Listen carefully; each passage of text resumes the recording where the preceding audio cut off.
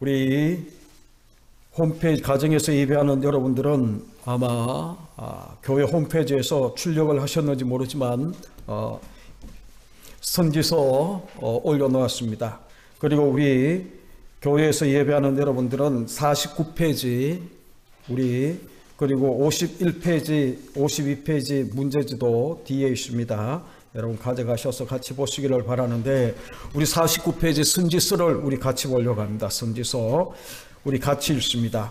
하나님께서는 각 시대마다 선지자들을 세우셔서 말씀을 대언케 하셨다. 그런 중에 성경을 기록해 하신 문서 선지자들은 모두 16명이다. 중요한 점은 선지서를 기록해 하여 후대에 전하게 하신 기록 목적이 무엇인가 하는 점이다. 우리는 과연 선지서를 기록한 목적대로 사용하고 있는가? 이를 깨닫기 위해서는 1. 문서 선지자들이 예루살렘 멸망을 전후해서 세움을 받았다는 점과 한결같이 돌아오게 하리라 하고 회복을 예언하고 있다는 점에 주목해야 한다. 선지자들은 크게 세 가지 주제를 외쳤는데, 죄를 책망하고 심판을 경고하고 회복을 약속하고 있다. 잠깐만요. 거기 1번, 2번을 줄일 것이고, 요거는 문제예요. 문제. 선지서는 문제와 해답으로 되어 있습니다. 모든 성경이 다 그렇죠. 그래서 성경은 문제에 대한 해답이다라고 이야기를 하는데, 선지서의 구조가 뭔가 하면 이렇게 세 가지 주제를 외치는데, 죄를 책망하고 심판을 경고하는 것은 문제예요. 문제를 먼저 제기하고 난 다음에 그 다음에 회복을 약속하는데, 회복이 그냥 회복이 아니라 누구를 소개하며 회복을 약속하는가 하면 그리스도를 예언하며 회복을 약속하거든요. 그래서 이것이 해답이에요. 3번은 해답이에요. 그래서 1, 2번 문제와 3번 해답으로 되어 있습니다. 같이 있습니다. 그렇다면 돌아오게 하리라 하고 회복을 약속한다는 것은 멸망을 전제로 하고 있는 것이다. 이는 선지서의 중심 주제가 회복에 있다는 것을 말해준다. 이 점에서 유념해야 할 점이 있는데, 주님께서 내 아버지께서 이제까지 일하시니 나도 일한다 하신 일은 출애굽이나 출바벨론의 일이 아니라는 점이다. 하나님은 에덴에서 추방을 당한 아담의 후예들, 즉 죄값에 팔린 사단의 노예들을 돌아오게 하시려는 일을 하고 계신다는 점에 확고해야만 한다. 그렇다면 선지서를 통해서 말씀하시려는 하나님의 의도는 분명해지는 것이다. 출바벨론 뒷페이지, 예표하여 사단의 포로에서 돌아오게 하시려는 것을 계시하시려는 것이다. 그래서 주님은 나를 보내사 포로된 자에게 자유를, 눈먼 자에게 다시 보게 함을 전파하려, 눌린 자를 자유케 하고 주의 은혜의 해를 전파하게 하려 하심이라 한 이사야서 61장 1절을 읽으시고, 이 글이 오늘날 너희 귀에 응하였느니라 하고 선언하셨던 것이다. 선지서는 그리스도를 통한 돌아옴을 정확히 하기 위해서 기록이 된 것이다. 이보다 더 중요하고 기쁜 증거가 달리 무엇이 있단 말인가? 그러므로 선지서를 상고할 때에 단편적으로 볼 것이 아니라 선지서 전체적인 구조를 파악하는 것이 사활적으로 중요하다.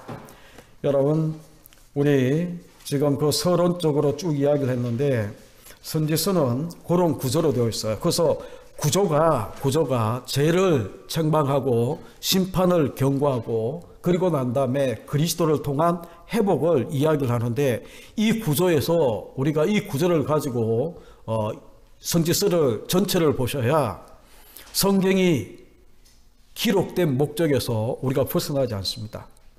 그래서 늘 하는 이야기지만, 선지서는 선지자가 활동한, 아무리 엘리야나 위대한 이사야나 위대한 선지자가 활동하는 그 시대가 부러운 시대가 아니에요. 왜냐하면 선지서를 보냈다라고 이야기하는 것은 그만큼 악한 마지막을 향해 달려가고 있기 때문에 하나님의 다급한 심령에, 다급한 마음에 이 선지자를 자꾸 보내고 있는, 주의 종을 보내고 있는 그런 모습이거든요. 그래서 그만큼 악한 시대에 그만큼 시대가 악하기 때문에 그 시대를 막아보기 위해서 하나님은 능력 있는 주의 종들을, 선지자를 보내셔서 경고도 하고 돌아오게 만들려고 그렇게 하는 거예요.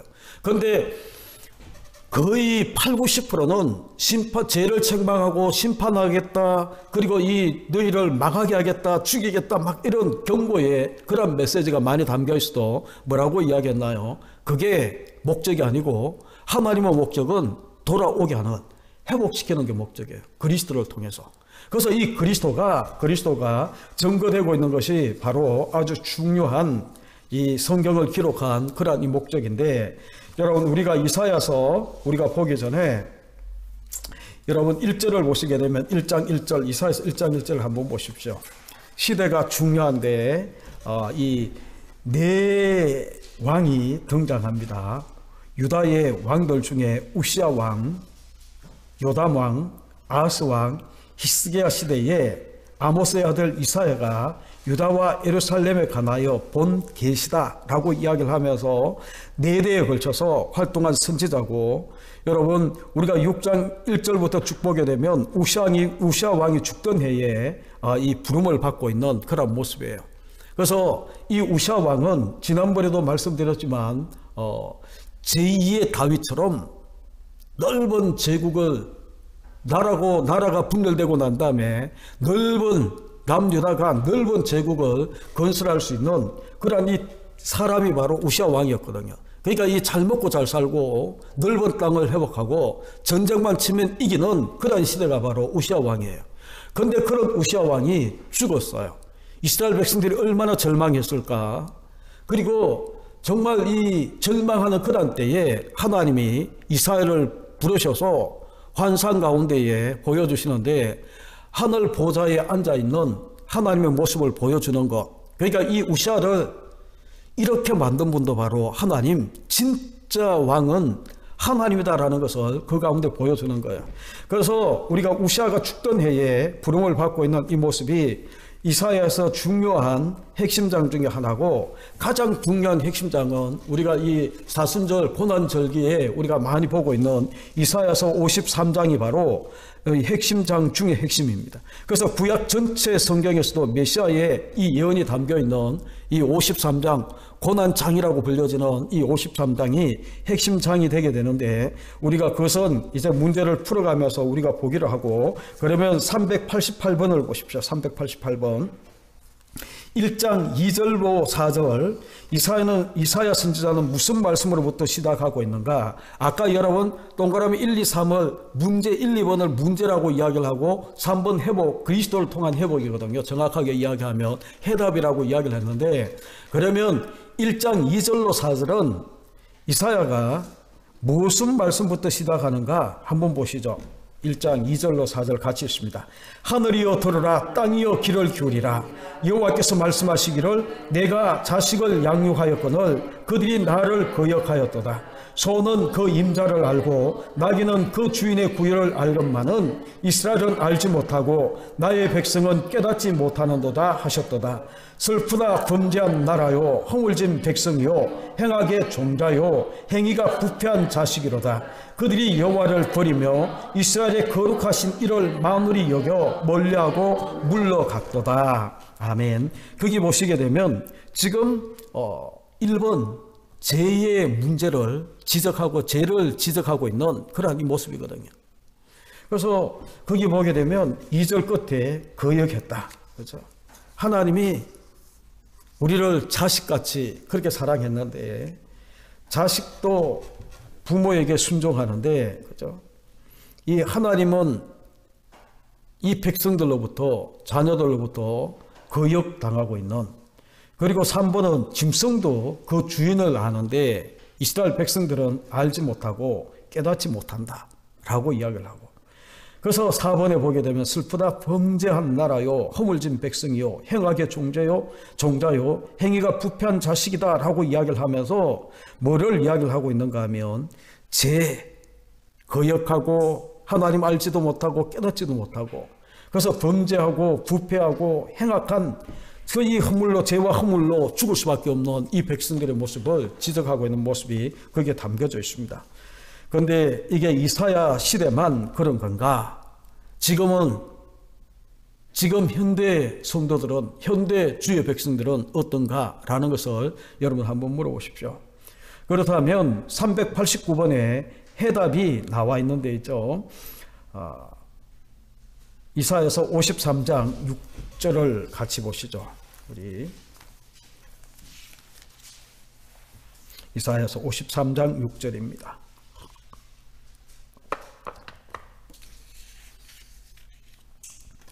같이 읽죠. 시작. 우리는 다 양 같아서 그릇 행하여 각기 제 길로 갔거늘 여호와께서는 우리 모두의 죄악을 그에게 담당시키셨도다. 아까 1장 2절로 4절까지 말씀이 53장 6절 앞부분이에요. 그죠? 우리는 다 양 같아서 그릇 행하여 각기 제 길로 가는, 목자가 인도하는 대로 가는 양들이 아니라 제 길로, 사사기에 이야기하는 것처럼 왕이 없으므로 각각 자기 소견에 옳은 대로 행하고 있는, 지멋대로 살고 있는 그런 모습들, 그게 아까 이야기했던 범죄한 나라고 허물진 백성이고 행악의 종자고 행위가 부패한 자식들의 모습이 바로 그랬습니다.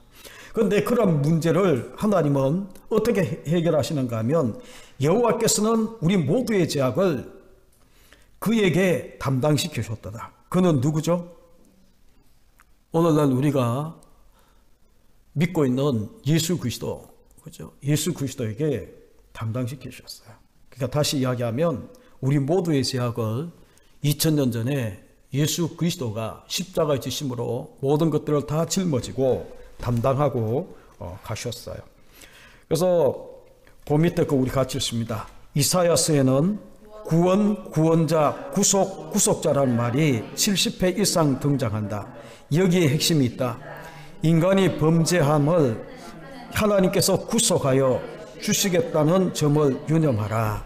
그러니까 지금 죄의 문제를 선지자가 지적하는데 자기들이 해결한다라는 게 아니에요. 능력 있는 어떤 선지자가 이거를 해결하겠다라고 이야기하는 것이 아니라 그들은 선지자 역할은 뭔가 하면 죄의 문제를 해결해주는 그런 역할을 하는 것이 아니고 죄의 문제를 해결할 수 있는 그리스도에게로 우리를, 죄인들을 이끌어 가시는 거예요. 그래서 다시 1장을 한번 보시죠. 그 밑에 이야기했던 것처럼 1장에 그 이 범한 죄에 대한 그 지적을 27절에 뭐라고 이야기하나? 1장 27절을 보시죠. 시온은 정의로 구속함을 받고 그 돌아온 자들은 공의로 구속함을 받으리라 라고 이야기를 하면서 구속해주는 그런 이 모습. 그러니까 이게 이제 선지자가 하는 일은 있죠. 뭐를 하는가 하면 죄를 지적을 해요. 너희가 죄인이다. 죄인이다. 이게 문제다. 그러면 답은 뭐냐? 선지자, 이 죄를 지적하고 있는, 죄의 문제를 지적하고 있는 그 이 선지자 자기들이 해답이 아니고 해답자는 바로 예수 그리스도임을 그들 가운데 이야기를 하면서 그분에게로 그들을 인도해서 그리스도를 통해서 너희가 회복된다라는 것을 이야기하고 있는 모습이 바로 그런 거라는 거예요. 그러면 390번을 보시죠. 390번. 이사야서 53장 10절 11절 문제 21번에서 제기한 두 가지 난제를 기억하고 있는가 라고 이야기를 하는데, 여러분 21번의 문제가 여러분 가운데 없죠. 창세기에 대한 문제인데, 창세기를 하면서 21번에 가시게 되면 로마서 5장 12절 한 사람으로 말미암아 죄가 들어가고 이 죽음, 사망이 왕노릇했다라고 이야기하는 5장 12절 말씀을 가지고 그 결과는 어찌 되었는가 라고 묻고 있어요. 그러면서 그 밑에 보게 되면 구원 계획에 있어서 해결해야 될 난제가 세 가지가 있다라고 이야기를 하는데, 여기는 두 가지 난제를 이야기를 하는데, 그게 뭔가 하면 반드시 죽으리라. 그죠? 반드시 죽으리라. 죄를 지은 백성들은 반드시 죽는다라고 이야기하는 이 반드시 죽으리라 하신 허물과 죄로 죽은 자들이 어떻게 살아날 수 있는가? 이게 첫 번째 난제예요. 그리고 두 번째 난제는 뭔가 하면 이제 이 벌거벗은 자들이 어떻게 가려주심을 받을 수 있었는가 라고 이야기를 하는 것이, 벌거벗은 게 어떻게 가려지는가, 그게 두 번째 난제예요. 그래서 그들이 추방당하거든요. 그 21번에 세 가지 난제가 나오는데 세 번째 난제는 뭔가 하면 추방한 당한 자들이 어떻게 하나님 앞으로 돌아갈 수 있는가 라는 난제를 이야기를 해요. 그러면서 뭐라고 이야기를 하는가 하면 하나님은 이 난제를 자기 아들을 통해서 해결해 주신 것이 바로 복음이다 라고 지적을 해요. 그래서 여러분들이 그 세 가지 난제, 두 가지 난제를 통해서 하나님은 이 두 난제를 누구를 통해서 어떻게 해결해 주셨나. 먼저 53장 10절, 그렇죠? 죽은 자를 어떻게 살리셨는가. 10절을 보시죠. 10절 같이 읽습니다. 여호와께서 그에게 상함을 받게 하시기를 원하사 질고를 당하게 하셨은즉 그의 영혼을 섞은 제물로 드리기에 이르면 그가 실을 보게 되며 그의 날은 길 것이요 또 그의 손으로 여호와께서 기뻐하시는 뜻을 성취하리로다. 죽은 자가 어떻게 살아나는가 하면 그에게 상함을 받게, 아까 53장 6절 끝에 우리 모두의 죄악을 그에게 담당시켜서 써있죠. 그에게 상함을 받게 하시기를 원하고 원하시는 거예요. 그래서 질고를 당하게 하고 그의 영혼을 속건 제물로 드리기에 이르면, 그러니까 이 십자가의 속건 제물로 예수 그리스도가 드려짐으로, 그렇죠? 우리가 죄와 허물로 죽은 우리가 살아나게 되는 거예요.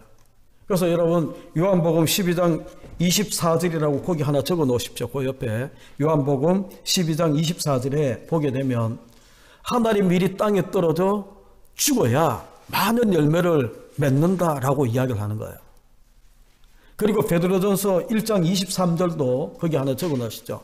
베드로전서 1장 23절 우리가 거듭난 것은 썩어질 것으로 된 것이 아니고 썩지 아니할 곧 하나님 말씀으로 되었다라고 이야기를 하는 거예요.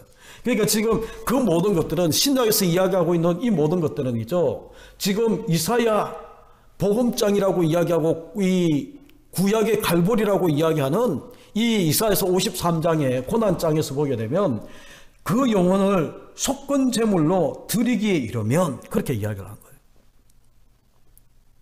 그러면 11절에 벌거벗은 자를 무엇으로 가려 주시려는가 라고 이야기한데 우리 11절을 같이 읽죠. 시작. 그가 자기 영혼에 수고한 것을 보고 만족하게 여길 것이라. 나의 의로운 종이 자기 지식으로 많은 사람을 의롭게 하며 또 그들의 죄악을 친히 담당하리로다 라고 이야기합니다. 그러니까 여러분 거기서 보게 되면 벌거벗은 자는 무엇으로 가려주시는가. 의로운 종이 자기 지식으로 말미암아 많은 사람을 의롭게 하며 라고 이야기하는데 또 그들의 죄악을 친히 담당했다라고 이야기하는데 여러분 거기 뭐를 이야기를 하는가 하면 벌거벗은 자를 가려주시는 것이 바로 칭의라고 이야기를 했어요. 여러분 지난 주일날 여러분과 함께 말씀을 나눌 때에 우리가 참된 회개에 대해서 이야기할 때에 시편 32편 1절을 이야기를 하면서 거기에 대속과 칭의가 같이 나온다라고 이야기를 했어요. 시편 32편 1절이 기억나시나요? 이런 말씀이에요. 허물의 사함을 받고 자기 죄가 가리워진 자는 복이 있도다 라고 이야기를 했어요. 그러니까 여기에서 허물의 사함을 받는 것, 그게 바로 이 에베소서 1장 우리가 2장 1절에 보게 되면 에베소서 2장 1절에 보게 되면 우리를 뭐라고 이야기하는가 하면 죄와 허물로 죽은 너희라고 이야기를 해요. 죄와 허물로 죽은 우리예요. 그런데 시편 32편 1절에 보게 되면 허물의 사함을 받고, 그죠? 이게 이제 죄와 허물로 죽은 우리가 어떻게 살아나는가 하면 예수 그리스도가 십자가 대신 지심으로 우리가 죄와 죽음에서 우리가 살아나는 게 이게 바로 구속, 이 대속이고 구속이에요. 그런데 칭의는 뭔가 하면 우리가 이 32편 1절에 이야기하는 것처럼 자신의 죄가 가리워진 자는 이게 바로 벌거벗은 자, 죄가 드러났는데 이게 가리워지는 그게 바로 칭의라고 이야기를 하는 거예요. 의롭다 함을 인정받는 거예요. 표정 보니까 여러분들이 아직 덜 이해가 되신 것 같은데 이 구속, 대속과 칭의는 같이 일어나지만 한꺼번에 같은 사건으로 일어나는 거지만 이게 엄격하게 구별하게 되면 그런 거예요. 우리가 죄와 허물로 죽은 자가 구속, 대속으로 말미암아 살아나는데 이게 이제 우리가 벌거벗은 것을 가리움을 받고 난 다음에 하나님 앞에 나아갈 수가 있거든요. 그죠? 그러니까 여러분 에덴 동산으로 가보시죠. 에덴 동산. 창세기 3장에 가게 되면 이제 그 이 뱀의 미혹으로 인해서 하와가 이제 선악과를 따먹었어요. 그리고 난 다음에 자기가 벌거벗은 것을 알고 난 다음에 무화과 나무 잎으로 자기의 벌거벗음을 가리려고 하지만 이게 가려지지 않으니까 숨는 거예요. 그래서 하나님이 아담아 아담아 내가 어딨냐라고 찾을 때에 내가 벌거벗었으므로 내가 숨었나이다 라고 이야기를 합니다. 그리고 난 다음에 하나님이 가죽옷을 지어다가 입히고 난 다음에 추방하는 거예요. 그 가죽옷을 입히는 것을, 그죠? 하나님은 이 죄 없는 짐승이 가죽옷이 입혀지려고 하면 죄 없는 짐승이 죽임을 당하고 피를 흘려줘야 돼. 그래서 이 가죽옷으로 덮는 거예요. 똑같은 거예요. 우리의 이 죄가, 자신의 죄가 가리워진 자는 복이 있다라고 이야기를 하는데 이게 의롭다함을 인정받는 건데 그게 뭔가 하면 우리가 죄로 말미암아 벌거벗음을 드러났어요. 근데 이 벌거벗음은 인간의 어떤 행위 가지고 가려지지 않아. 그러니까 자력 구원의 불가능성이다 자꾸 이야기하는 게 뭔가 하면 인간은 전적으로 부패하고 타락해서 자기 스스로 구원을 이룰 수 없어요. 자기 스스로 의롭다 인정을 받을 수 있는 길이 없어요. 그래서 예수 그리스도가 대신 십자가에 죽어주셔서 우리의 모든 죄를 벌거벗음을 가려주는 것, 그게 바로 칭이라고 이야기를 하는 거예요. 그래서 여러분들이 거기 보시게 되면 로마서 3장 24절을 옆에 적어 놓으시고 한번 보십시오. 로마서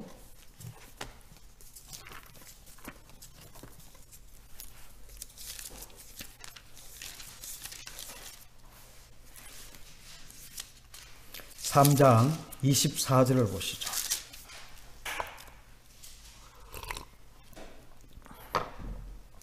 지금 이사야서 53장 11절 벌거벗은 자들은 무엇으로 가려주시려는가? 라고 물을 때 같이 읽습니다. 시작. 그리스도 예수 안에 있는 속량으로 말미암아 하나님의 은혜로 값없이 의롭다 하심을 얻은 자 되었나니. 그러니까 우리는 하나님의 은혜로 값없이 의롭다, 벌거벗음을 우리가 이 벌거벗음이 가려지게 되었다라고 이야기하는 거예요. 어떻게 그 앞에 보게 되면 3장 24절 앞부분에 보게 되면 예수 그리스도 안에 있는 속량으로 말미암아, 이게 바로 십자가 죽으심으로 이루어지고 있는 그러한 사건이거든요. 그렇죠? 그럼 여러분 거기 3번에 디도서 거기 2장 5절 7절 되어 있는데 3장이에요. 3장 5절 7절 이 점을 신약 성경에서는 어떻게 설명하고 있나? 라고 이야기를 하는데 디도서를 한번 보시죠. 디도서 3장 350페이지에 있습니다. 신약 성경 3장 5절. 지금 이 죄와 허물로 죽은 우리가 이 구속, 거듭남, 중생이라고 표현할 수 있는 죄와 허물로 죽은 우리가 예수 그리스도 십자가의 죽으심을 우리가 믿음으로 거듭나거든요. 중생하거든요.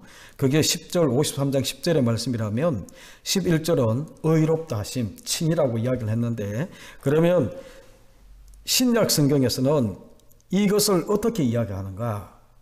거듭남, 구속과 그리고 칭이 의롭다함을 어떻게 말하는가? 우리 3장 5절을 같이 읽습니다.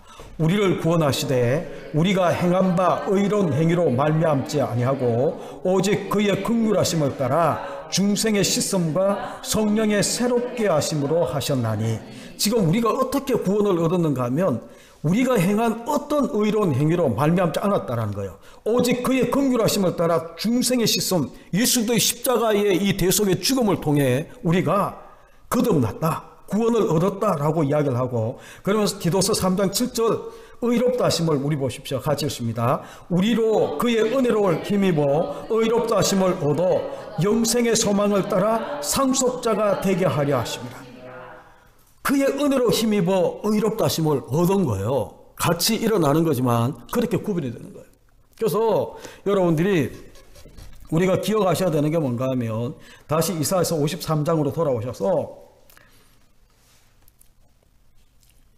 그 52장 13절부터 여러분들이 보셔야 되는데, 우리 어디를 보는가 하면 53장 4절로 6절까지 다시 읽습니다. 시작.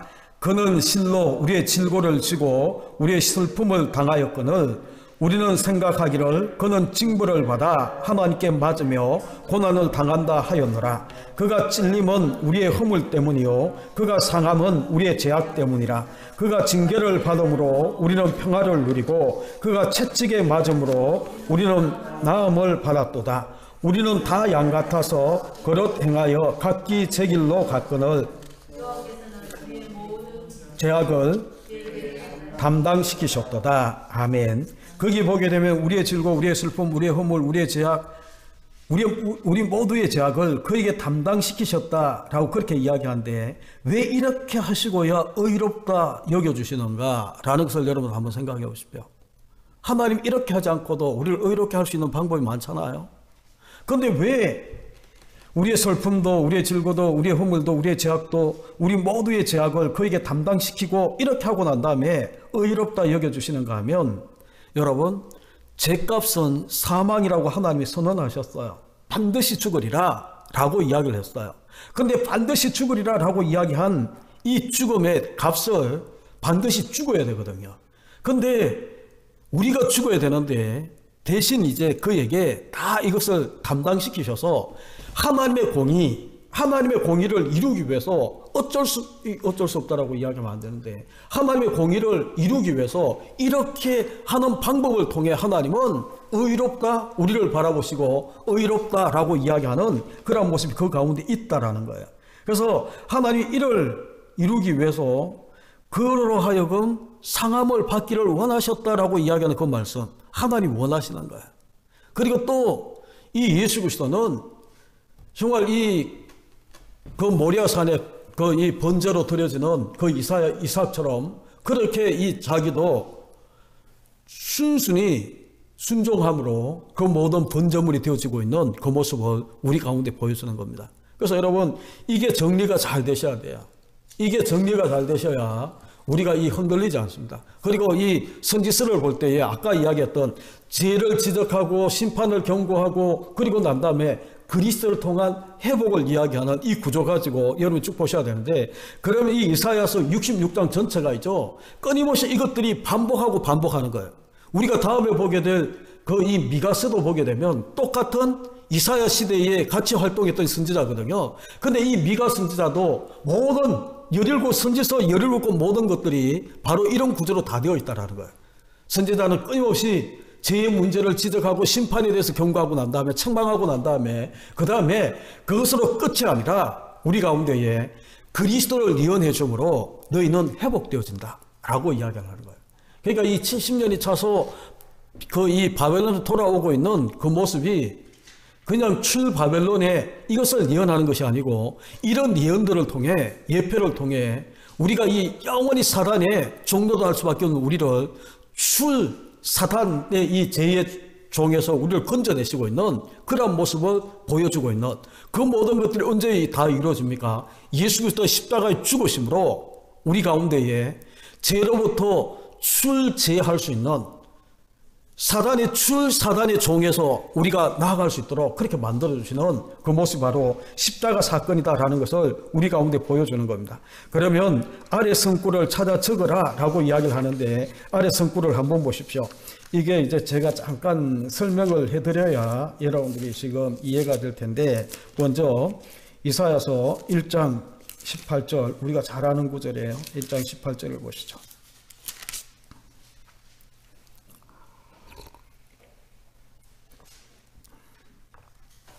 우리 같이 읽습니다. 시작. 여호와께서 말씀하시되 오라 우리가 서로 변론하자. 너희의 죄가 주홍 같을지라도 눈과 같이 희어질 것이요 진홍같이 붉을지라도 양털같이 희게 되리라. 그 19절 20절도 한번 보십시오. 너희가 절겨 순종하면 땅의 아름다운 소산을 먹을 것이요 너희가 거절하여 배반하면 칼에 삼켜지리라. 여호와 입의 말씀이니라. 그러니까 지금 요 19절 20절도 에덴 동산으로 돌아가셔서 보게 되면 하나님 선악과를 따먹지 마라 반드시 죽는다라고 이야기했을 때에 그들이 절겨 순종했으면 땅의 아름다운 소산을 지금도 마음껏 먹고 있어요. 그런데 너희가 거절하여 배반하면 칼에 삼켜지리라 라고 이야기를 하면서 그들의 이 죄의 삭슨 사망요라고 이야기하는 반드시 죽는 그런 모습이 그 가운데 일어나는데, 그러면 다시 1장 18절 여호와께서 말씀하시되 오라 우리가 서로 변론하자 라고 이야기하는, 논쟁하자 라고 이야기하는 게 아니거든요.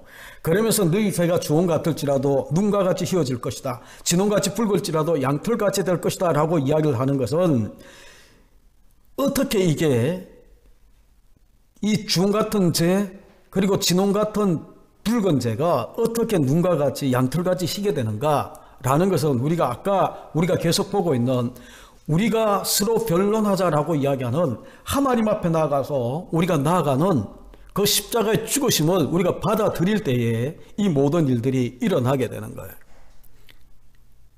그래서 여러분 거기에 하나 적어 놓으시죠. 히브리서 10장 4절 5절이라고 적어 놓으시고, 히브리서 10장 4절 5절 제가 잠깐 설명을 합니다. 히브리서 10장 4절 5절에 이런 말씀이에요. 이는 황소와 염소의 피가 능히 죄를 없이 하지 못함이라. 황소와 염소의 피라고 이야기하는 것은 있죠, 구약의 제사인데 이 구약의 제사라는 것은 참끝의 그림자로 주어지고 있는 하나의 예표예요. 그렇죠? 참끝이 뭡니까? 예수 그리스도의 십자가예요. 그래서 4절에 이는 황소와 염소의 피가 능히 죄를 없이 하지 못함이라. 그러므로 5절에 그러므로 주께서 세상에 임하실 때에 이르시되 하나님이 제사와 예물을 원하지 아니하시고 오직 나를 위하여 한 몸을 예비하셨도다. 한 몸, 이 한 몸이 바로 예수 그리스도. 그러니까 여러분 지난 주일날 여러분 가운데 말씀했던 그 말씀이 떠오르는지 모르지만 시편 51편 19절에 보게 되면 16절에는 하나님이 제사도 번제도 받지 않겠다라고 이야기했던 그 모습 속에 이제는 18절에 내려오게 되면 기뻐 받으신다라고 이야기를 하면서 19절에 이때에 라는 말이 2번 나왔다라고 이야기를 했어요. 이때, 그때가 언젠가 하면 바로 지금 여기 히브리서 10장 5절에 이야기하고 있는 주께서 세상에 임하셔서, 그죠? 하나님이 제사와 예물을 원하지 아니하시고 오직 나를 위하여 한 몸을 예배하신, 당신의 몸 한 몸을 십자가의 이 번제물로 드려지게 하셔서, 속건 제물로 드려지게 하셔서 모든 인류의 죄를 다 담당하시고 피 흘려 죽기까지 하시는 그 한 몸이에요. 그러니까 여러분 이해되셨는지 모르지만 지금 이사야서 1장 18절에 오라 우리가 서로 변론하자, 너희 죄가 주홍 같고 진홍 같은 그 이 죄다 할지라도 눈같이 양털같이 희게 만드는 그 모든 것들은 예수 그리스도의 십자가의 이 사건을 통해서 가능하다라는 것을 이야기를 하는 거예요. 그럼 여러분 우리 죄는 그런 거예요. 진홍 같고 붉은 죄, 죽음이에요. 그런데 이것이 예수 그리스도의 십자가를 우리가 받아들임으로 우리 모두의 죄악을 그에게 담당시키셨다. 이제 나는 그분을 믿음으로, 그 모든 것들을 내가 믿음으로 내 죄는 이제 사라지고 양털같이 눈같이 희고 흰 그런 모습이 바로 우리의 지금의 모습이라는 거예요. 제가 그렇게 희고 깨끗하게 보이십니까? 여러분들이 다 예수 그리스도의 이 십자가 때문에 그런 일들이 지금 일어났다라는 거예요. 그죠? 그러면 2번을 보십시오. 7장 14절 우리가 잘 아는 구절인데, 처녀가 잉태하여 아들을 낳고 그 이름을 임마누엘이라 하라. 무슨 징조로 그가 그리스도임을 알게 되는가? 처녀가 잉태하여 아들을 낳을 것이다 라고 이야기하는 한 아들 임마누엘, 번역한즉 하나님이 우리와 함께 계시다 라고 이야기하는 이것을 통해 그가 그리스도인 것을 우리가 알게 된다는 거예요. 그런데 그가 그리스도인데 9장 6절로 7절을 보십시오. 그 그리스도는 그분의 신성과 본질이 뭔가? 그러니까 제가 하나 이사야서를 설명하면서 하나 빠뜨린 게 있는데, 이사야서 안에는 복음의 두 주제가 다 담겨져 있어요.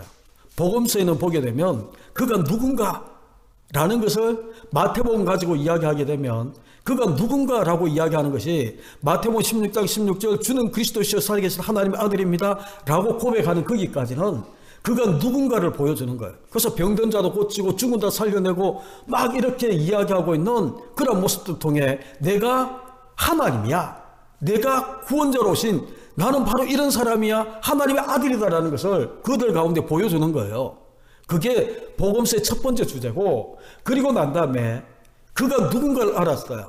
그러면 더 중요한 게 뭔가 하면 그가 왜 오셨지? 그가 오셔서 우리를 위해서 무엇을 행해 주시지? 그리고 난 다음에 마태복음 16장 16절 17절부터 쭉 보게 되면 비로소 당신이 제사장들과 서기 가운데 팔려서 죽고 3일 만에 부활하게 될 것을 그들 가운데 가르치기 시작하는 거예요.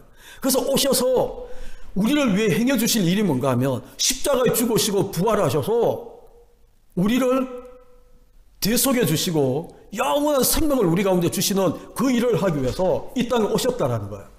그럼 여러분들이 보십시오. 뭐를 여러분들이 기억하셔야 되는가 하면 복음서는 그가 누군가, 예수 그리스도가 누군가, 그리고 난 다음에 두 번째 주제는 뭔가 하면 그가 이 땅에 오셔서 우리를 위해 무엇을 해주셨지? 왜 오셨지? 그것을 우리 가운데 보여주시는 건데, 지금 이사야서 7장 14절과 이사야서 9장 6절 7절은 그가 누군가라는 것을 우리 가운데 보여주시는 거예요. 그가 누군가? 처녀가 잉태하여 아들을 낳을 것이 그 이름이 임마누엘이라, 하나님이 우리와 함께 계시다라는 것과 9장 6절로 7절을 우리 같이 읽습니다. 시작. 이는 한 아기가 우리에게 낳고 한 아들을 우리에게 주신 바 되었는데 그의 어깨에는 증사를 메었고 그의 이름은 기묘자라 모사라 전능하신 하나님이라 영존하시는 아버지라 평강의 왕이라 할 것입니다. 그 정사와 평강의 더함이 무궁하며 또 다윗의 왕자와 그의 나라에 군림하여 그 나라를 굳게 세우고 지금 이후로 영원히 정의와 공의로 그것을 보존할 것이라. 만군의 여호와 열심히 이를 이루시리라 라고 이야기를 하면서 그 그리스도를 통해 회복시킬 그 그리스도는 이런 분이라는 거예요. 하나님이라는 거예요. 그렇죠? 그의 본질은, 그의 신성은 하나님이다 라는 것을 쭉 이야기를 하는 겁니다. 그러면서 11장 1절을 보시죠. 11장 1절 이새 줄기에서 한 삭이 나며 겉불에서 한 가지가 나서 결실할 것이요 라고 이야기를 하는데, 이사야의 그가 누군가라는 것을 보여주는데죠. 그는 바로 본질과 신성은 하나님이고 하나님과 동등하고, 그래서 영존하신 아버지라고 그렇게 이야기하는 그 하나님. 근데 그 하나님이 처녀가 잉태하여 아들을 낳고 임마누엘로 이 땅에 오셔야 되는데 누구를 통해서 와야 되는가 하면 이새의 줄기에서 와야 돼요. 이새의 줄기. 그렇죠? 그게 이제 다윗의 후손으로 아브라함과 다윗의 자손 예수 그리스도의 계보다라고 이야기하며 이 마태복음이 열려지는 그런 모습처럼 그 계보를 통해서 이 땅에 오셔야 되는 거예요. 그래서 무엇을 해주셨는가라고 이야기를 하는 것은 53장이 우리 가운데 보여줬는데, 그러면 그 밑에 거 읽고 우리 같이 오늘은 여기까지 하겠습니다. 시작. 그가 누군가 우리를 위해 무엇을 해주셨는가를 놓치지 말아야만 합니다. 거기 여러분들이 기억하셔야 되는 게 뭔가 하면 요거는 놓치면 안 돼요. 그러니까 성경이 우리 가운데 전체를 보여주고 있는 게 뭔가 하면 구약은 끊임없이 그리스도를 통해서 우리가 회복된다 라고 이야기를 하는 거예요.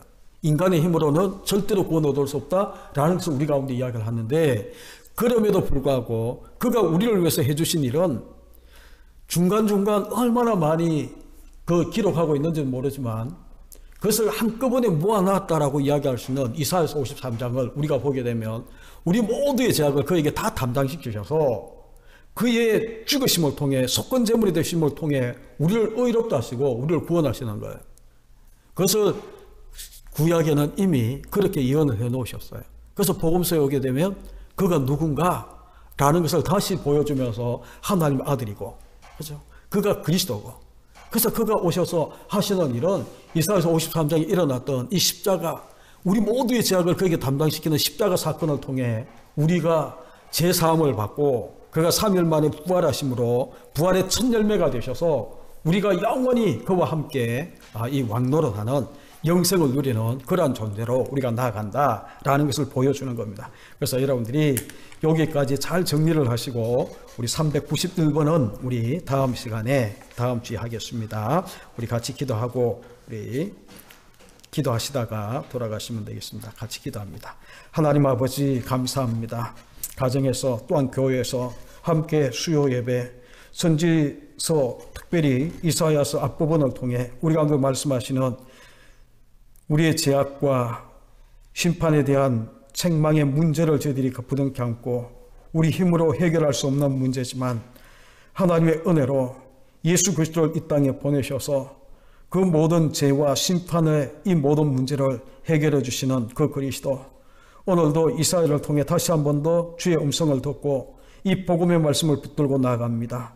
저희들이 어디에 있든 무엇을 하든 어떤 환경 가운데 있든 주의 십자가 사랑하게 하시고 사모하게 하시고 그 십자가의 은혜로 저희들이 날마다 승리할 수 있도록 십자가 든든히 붙잡고 승리하는 우리가 되어지게 아버지 하나님 축복해 주옵소서.